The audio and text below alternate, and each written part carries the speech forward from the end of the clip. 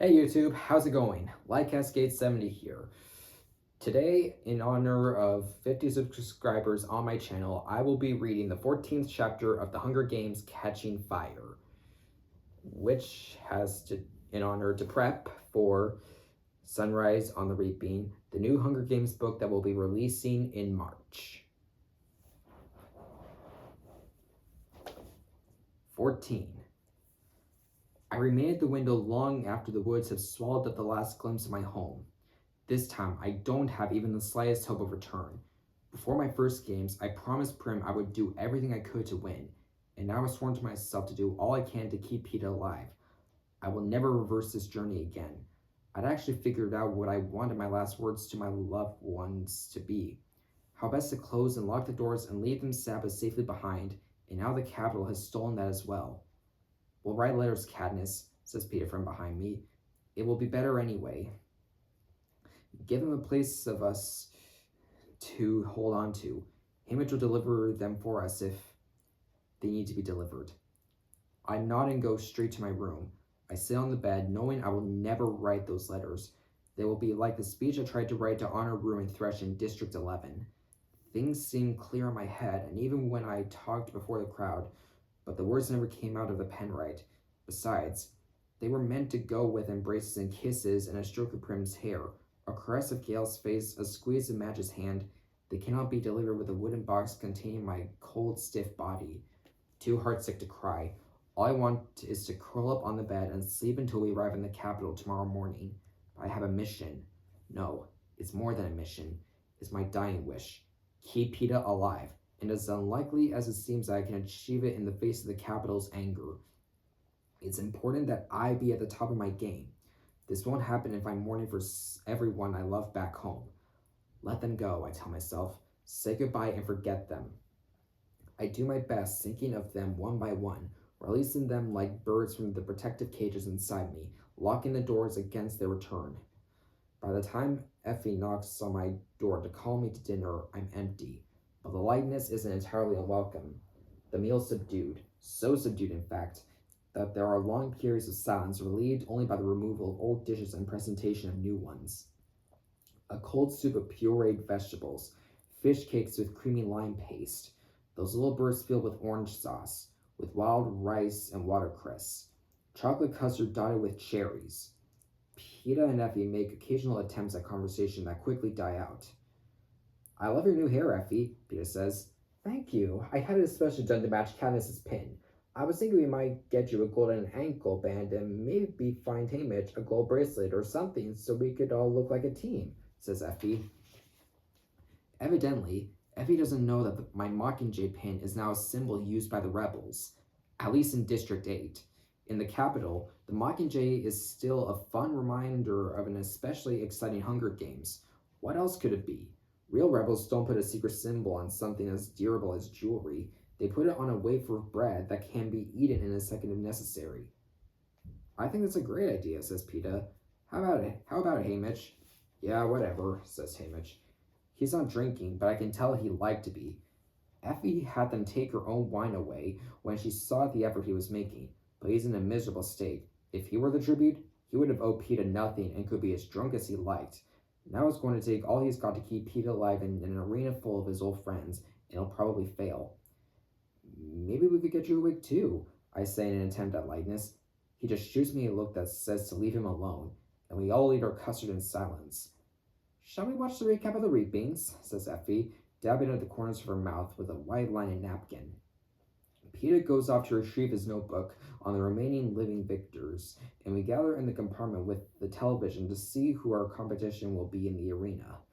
We are all in place as the anthem begins to play, and the annual recap of the reaping ceremonies in the 12 districts begins. In the history of the games, there have been 75 victors. 59 are still alive. I recognize many of their faces, either from seeing them as tributes or mentors at previous games, or from our recent viewing of the victors' tapes. Some are so old or wasted by illness, drugs, or drink that I can't place them. As one would expect, the pools of career tributes from districts 1, 2, and 4 are the largest, but every district has managed to scrape up at least one female and one male victor. The reapings go by quickly. Peta studiously puts stars by the names of the chosen tributes in his notebook. Haymitch watches, his face devoid of emotion, as friends of his step up to take the stage. Effie makes hushed, distressed comments like, "Oh, not Cecilia," or, "Well, Chaff never could stay out of a fight," and sighs frequently. For my part, I tried to make some mental record of the other tributes, but like last year, only a few really stick in my head. There's the classically beautiful brother and sister from District 1 who were victors in consecutive years when I was little. Brutus, a volunteer from District 2 who must be at least 40 and apparently can't wait to get back in the arena. Finnick, the handsome bronze-haired guy from District 4 who was crowned 10 years ago at the age of 14. A hysterical young woman with flowing brown hair is also called from 4, but she's quickly replaced by a volunteer, an 80-year-old woman who needs a cane to walk to the stage. Then there's Joanna Mason, the only living female victor from 7, who won a few years back by pretending she was a weakling. The woman from 8, who Effie calls Cecilia, who looks about 30, has to detach herself from the 3 kids who run up to cling to her. Chaff, a man from 11, who I know to be one of Haymitch's particular friends, is also in. I'm called, then Haymitch, and Peta volunteers. One of the announcers actually gets teary because it seems the odds will never be in our favor. We start crossovers of District 12. Then she pulls herself together to say she bets that these will be the best games ever. Haymitch leaves the compartment without a word, and Effie, after making a few unconnected comments about this tribute or that, bids us goodnight. I just sit there watching Peta rip out the pages of the victors who were not picked. "Why don't you get some sleep?" he says. "Because I can't handle the nightmares. Not without you, I think. They are sure to be dreadful tonight, but I can hardly ask Peta to come sleep with me. We've barely touched since the night Gale was whipped." "What are you going to do?" I ask. "Just review my notes a while, get a clear picture of what we're up against. But I'll go over it with you in the morning. Go to bed, Katniss," he says. So I go to bed, and sure enough, within a few hours I wake from a nightmare where that old woman from District 4 transforms into a large rodent and gnaws on my face. I know I was screaming, but no one comes. Not Peta, not even one of the Capitol attendants. I pull on a rope to try to calm the goose flesh crawling over my body. Staying in my compartment is impossible, so I decide to go find someone to make me tea or hot chocolate or anything. Maybe Haymitch is still up. Surely he isn't asleep. I order warm milk, the most calming thing I can think of from an attendant. Hearing voices from the television room, I go in and find Peta. Beside him on the couch is the box Effie sent of tapes of the old Hunger Games. I recognize the episode in which Brutus became victor. Peta rises and flips off the tape when he sees me. "Couldn't sleep?" "Not for long," I say. I pull the robe more securely around me as I remember the old woman transforming into the rodent. "Want to talk about it?" he asks. Sometimes that can help, but I just shake my head, feeling weak that people I haven't even fought yet already haunt me.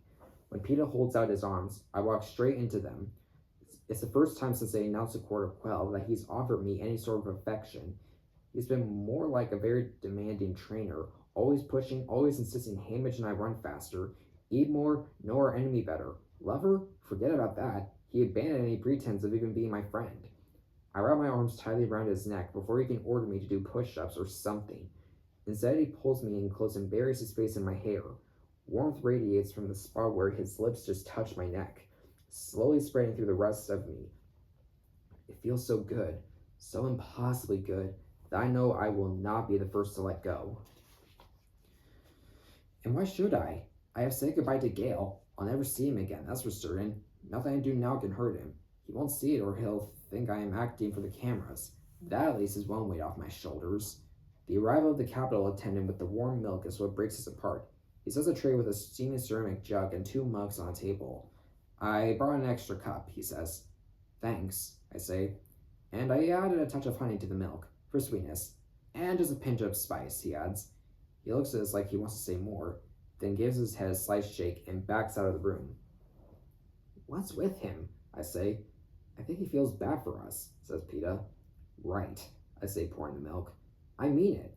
I don't think the people in the Capitol are going to be all that happy about our going back in," says Peta, "or the other victors. They get attached to their champions." "I'm guessing they'll get over it once the blood starts flowing," I say flatly. Really, if there's one thing I don't have time for, it's worrying about how the Court of Quill affect the mood in the Capitol. "So you're watching all the tapes again?" Not really. Just sort of skipping around to see people's different fighting techniques, says PETA.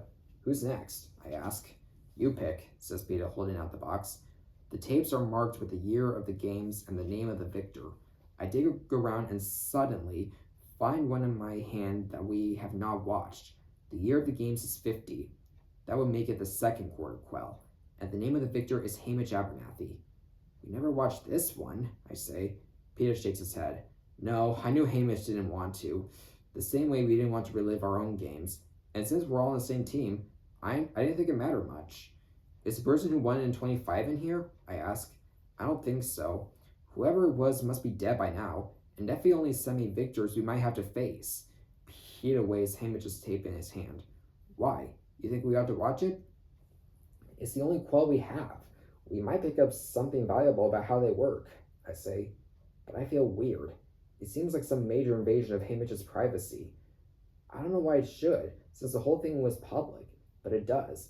I have to admit, I'm also extremely curious. We don't have to tell Hamish we saw it. Okay, PETA agrees. He puts in the tape and I curl up next to him on the couch with my milk, which is really delicious with the honey and spices, and lose myself in the 50th Hunger Games. After the anthem, they show President Snow drawing the envelope for the second quarter quell. He looks younger, but just as repellent. He reads from the square paper in the same onerous tone he used for hours, informing Panem that in honor of the quarter quell, there will be twice the number of tributes. The editor's smash cut right into the reap beans, where name after name after name is called. By the time we get to District 12, I'm completely overwhelmed by the sheer number of kids going to certain death. There's a woman, not Effie, calling the names in 12, but she still begins with ladies first. She calls out the name of a girl who's from the scene. You can tell by the look of her, and then I hear the name Macy Donner. Oh, I say, she was my mother's friend. The camera finds her in the crowd, clinging to two other girls, all blonde, all definitely merchants' kids. I think that's your mother hugging her, says PETA quietly, and he's right. As Macy Donner bravely disengages herself and heads for the stage, I catch a glimpse of my mother at my age, and no one has exaggerated her beauty. Holding her hand and weeping is another girl who looks just like Macy, but a lot like someone else I know too. Madge, I say. That's her mother. She and Macy were twins or something, PETA says. My dad mentioned it once. I think of Madge's mother, Mayor Undersea's wife, who spends half her life in bed, immobilized with terrible pain, shutting out the world. I think of how I never realized that she and my mother shared this connection. Of Madge showing up in that snowstorm to bring the painkiller for Gale, of the Mockingjay pin and how it means something completely different now that I know its former owner was Madge's aunt, Macy Donner, a Tribby who was murdered in the arena.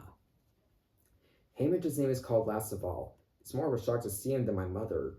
Young, strong, hard to admit, but he was something of a looker. His hair dark and curly, those gray seam eyes bright and, even then, dangerous. Oh, PETA, you don't think he killed Macy, do you? I burst out. I don't know why, but I can't stand the thought. With 48 players, I'd say the odds are against it, says PETA. The chariot rides, in which the District 12 kids are dressed in awful coal miners' outfits, and the interviews flash by. There's little time to focus on anyone. But since Hamish is going to be the victor, we get to see one full exchange between him and Caesar Flickerman, who looks exactly as he always does in his twinkling midnight blue suit. Only his dark green hair, eyelids, and lips are different. So, Hamish, what do you think of the games having 100% more competitors than usual? Asks Caesar. Hamish shrugs. I don't think that makes much difference. They'll still be 100% as stupid as usual, so I think my odds will be roughly the same. The audience bursts out laughing, and Hamish gives him a half smile. Snarky, arrogant, indifferent. He didn't have to reach far for that, did he? I say. Now it's the morning the games begin. We watch from the point of view of one of the tributes as she rises up through the tube from the launch room and into the arena. I can't help but give a slight gasp. Disbelief is reflected on the faces of the players. Even Hamish's eyebrows lift in pleasure, although they almost immediately knit themselves back into a scowl. It's the most breathtaking place imaginable. The golden cornucopia sits in the middle of a green meadow with patches of gorgeous flowers. The sky is azure blue with puffy white clouds. Bright songbirds flutter overhead. By the way some of the tributes are sniffing, it must smell fantastic. An aerial shot shows that the meadow stretches for miles. Far in the distance, in one direction, there seems to be a woods, in the other, a snow-capped mountain. The beauty disorients many of the players, because when the gong sounds, most of them seem like they're trying to wake from a dream. Not Hamish, though. He's at the cornucopia, armed with weapons and a backpack of choice supplies. He heads for the woods before most of the others have stepped off their plates. 18 tributes are killed in the bloodbath that first day. Others begin to die off, and it becomes clear that almost everything in this pretty place, the luscious fruit dangling from the bushes, the water in the crystalline streams, even the scent of the flowers when inhaled too directly, is deadly poisonous. Only the rainwater and the food provided at the cornucopia are safe to consume. There's also a large, well-stocked career pack of 10 tributes scouring the mountain area for victims. Hamish has his own troubles over in the woods, where the fluffy golden squirrels turn out to be carnivorous and attack in packs, and the butterfly stings bring agony if not death. But he persists in moving forward, always keeping the distant mountain at his back. Maisley Donner turns out to be pretty resourceful herself. For a girl who leaves the cornucopia with only a small backpack, inside she finds a bowl, some dried beef, and a blowgun with 24 darts. Making use of the readily available poisons, she soon turns the blowgun into a deadly weapon by dipping the darts in lethal substances and directing them into her opponent's flesh. 4 days in, the picturesque mountain erupts in a volcano that wipes out another dozen players, including all but 5 of the career pack. With the mountain spewing liquid fire and the meadow offering no means of concealment, the remaining 13 tributes, including Hamish and Maisley, have no choice but to confine themselves to the woods. Hamish seems bent on continuing in the same direction, away from the now volcanic mountain, but a maze of tightly woven hedges forces him to circle back into the center of the woods, where he encounters 3 of the careers and pulls his knife. They may be much bigger and stronger, but Hamish has remarkable speed and has killed 2 when the third disarms him. That career is about to slit his throat when a dart drops him to the ground. Maisley Donner steps out of the woods. "We live longer with 2 of us." "Guess you just proved that," says Hamish, rubbing his neck. "Allies?" Maisley nods. "And there they are, instantly drawn into one of those packs you'd be hard-pressed to break if you ever expect to go home and face your district. Just like Pete and me, they do better together. Get more rest, work out a system to salvage more rainwater, fight as a team, and share the food from the dead tributes packs." But Hamish is still determined to keep moving on. "Why?" Maisley keeps asking, and he ignores her until she refuses to move any farther without an answer. "Because it has to end somewhere, right?" says Hamish. The arena can't go on forever." "What do you expect to find?" Maisley asks. "I don't know, but there's something we can use," he says. When they finally do make it through that impossible hedge, using a blowtorch from one of the dead careers packs, they find themselves on flat, dry earth that leads to a cliff. Far below, you can see jagged rocks. "That's all there is, Hamish. Let's go back," says Maisley. "No, I'm staying here," he says. "All right, there's only 5 of us left. May as well say goodbye now anyway," she says. "I don't want it to come down to you and me." "Okay," he agrees. That's all. He doesn't offer to shake her hand or even look at her, and she walks away. Hamish skirts along the edge of the cliff as if trying to figure something out. His foot dislodges a pebble and it falls into the abyss, apparently gone forever. But a minute later, as he sits to rest, the pebble shoots back up beside him. Hamish stares at it puzzled, and then his face takes on a strange intensity. He lobs a rock the size of his fist over the cliff and waits. When it flies back out and right into his hand, he starts laughing. That's when we hear Maisley begin to scream.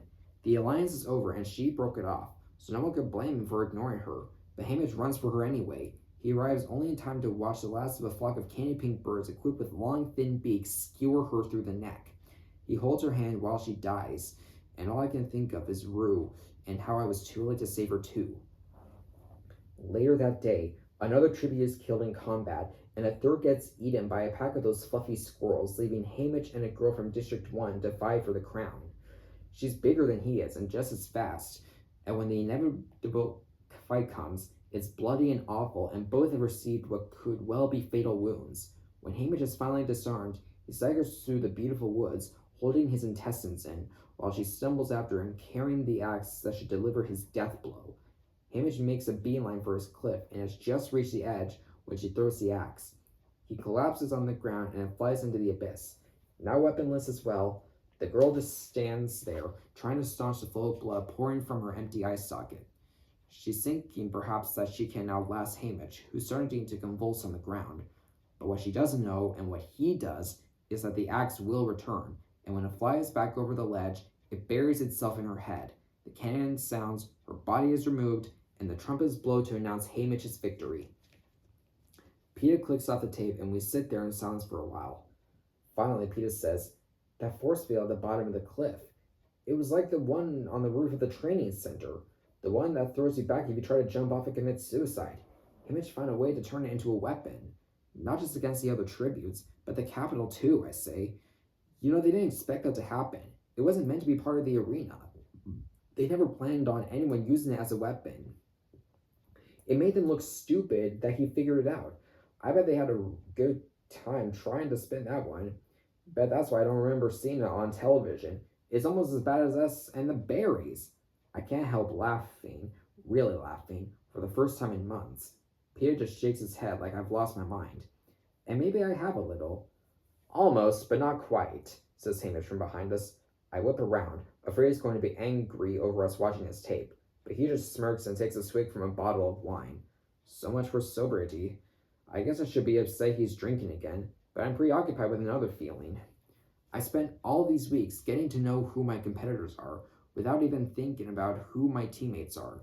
Now a new kind of confidence is lighting up inside of me, because I think I finally know who Haymitch is, and I'm beginning to know who I am. And surely, two people who have caused the capital so much trouble can think of a way to get Peeta home alive. And there you have it. As you already know, this chapter was about the second quarter quell. And again, I decided to read this chapter to prep for the 50th Hunger Games, Sunrise on the Reaping, the book that will drop again in March. While we're on the subject, I do kind of have a few theories about the game I want to discuss. But before I get there, though, I just want to say that I think out of all the Hunger Games, the 50th, the second quarter quell have to be the worst out of all of them. I mean, like, 48 tributes. And then you have, like, the arena itself, the volcano, the mutts, the poison. I mean, yeah, it's all beautiful, right? Well, it's all good, too good to be true, I can tell you that. I also have a few theories on who will die and when, because I thought it over for a while, and it took a few experts to point this out in the fandom, how, like, I just have reason to believe that all 4 tributes from 9 will die in the bloodbath, along with the boys from 5 and the girls from 10. I'm pretty sure that they'll be among the 18 tributes who will die in the bloodbath, and it's possible that maybe that one boy and girl from 7 will die, but again, I can't say for sure. This is all just guesswork. I did, however, realize that there was some kind of opposite effect with Districts 8 and 11, how they're similar to Districts 5 and 10, how the boys from 8 and the girls from 11 are always the first to die, while their district partners last longer. So it's possible that the tribute who places third, in other words, get eaten by the squirrels, will either be one of the remaining career tributes, one of the boys or girls from Districts 3 or 7, or one of the girls from 5 or 8, or one of the boys from 10 or 11 will be that tribute, but I can't say for sure. This is all just guesswork. As for District 6, I'm still trying to figure out what their story is, if all 4 tributes will die in that bloodbath or not. Because when you look at it, Ginny and Otto, the District 6 tributes in the 10th Hunger Games, died during the Capitol Arena bombing, and the tributes from the 6 during the 74th Hunger Games died in the bloodbath.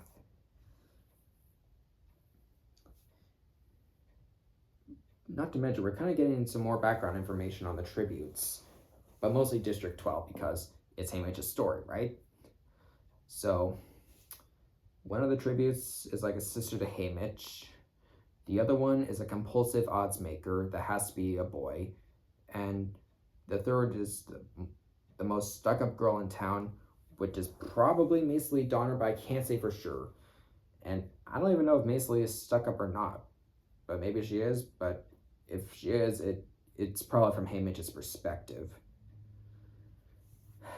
But yeah, I think what's gonna make these games even worse is we know who's gonna win these games, and it's Haymitch, obviously. It's like, I'm excited for the book, but at the same time, though, it's not gonna be pretty. But I know for a fact that I'm getting the book the day it drops. Also, when the film comes out, I just can't help but wonder how they're gonna handle Macy Lee Donner, given that Madge was practically erased from the films.